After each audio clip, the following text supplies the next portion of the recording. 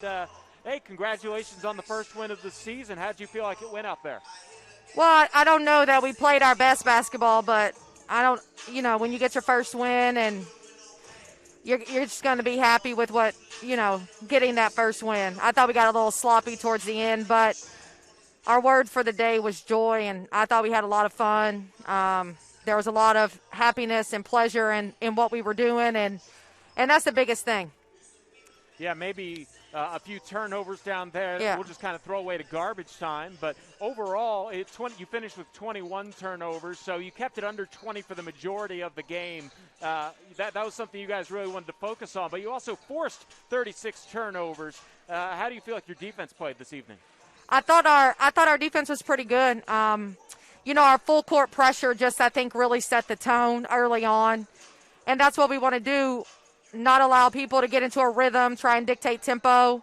And I think the first half when we were really struggling to score and knock down open shots, I think that's what you saw.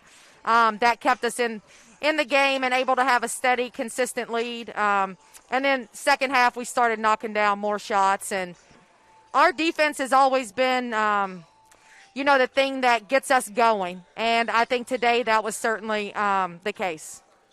It was really well balanced in terms of scoring. You were led in scoring by Lauren Catherman with 15 points, and also in double figures was Charlie Becker. But when you look at it, 9 points for Jasmine Jackson, 8 points, and 8 points for Christina Mason, 7 points for Magazine. You have a lot of players scoring all over the place. Morgan Gary had 8. Yeah, we'll go through the final scores here after your interview, but you have to be happy with a 73-point night. Yeah, for sure. And, scoring hasn't been, through our 2 exhibitions and our first 3 games, scoring hasn't necessarily been the issue. Turnovers and taking opportunities away from us and then getting stops when we need to get stops has been more of the issue. But as we talk about all the time, our team, we don't just have one person. Everyone has to do their part, and I think today with the scoreboard or the stat sheet, you're seeing that.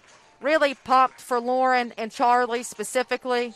And they struggled before Christmas, and they've spent a lot of time in the gym, a lot of extra time and extra shots and even film sessions. And so I think that preparation showed today, and so happy for them. This is the last question for you before I let you go, but what do you think, and I guess you're going to have a new answer to this a little bit later, but what do you think about this kind of back-to-back home-and-home situation that you have in the Lone Star Conference play this season?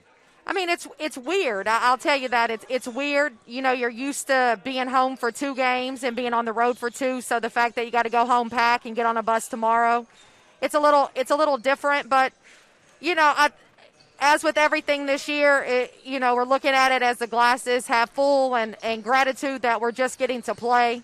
And we'll figure the rest of it out. So I don't know. I do think that you're not going to see runaway games 2 games in a row. So my expectation is that Saturday at Tyler will be a much closer game, that they will play at a much higher level. And, we have the mental hurdle of winning by however many points we win by. And anyone that watches college sports or even pro sports for that matter know that sometimes that's a really tough obstacle to overcome. So certainly something we'll start talking about tonight, and we'll reinforce tomorrow.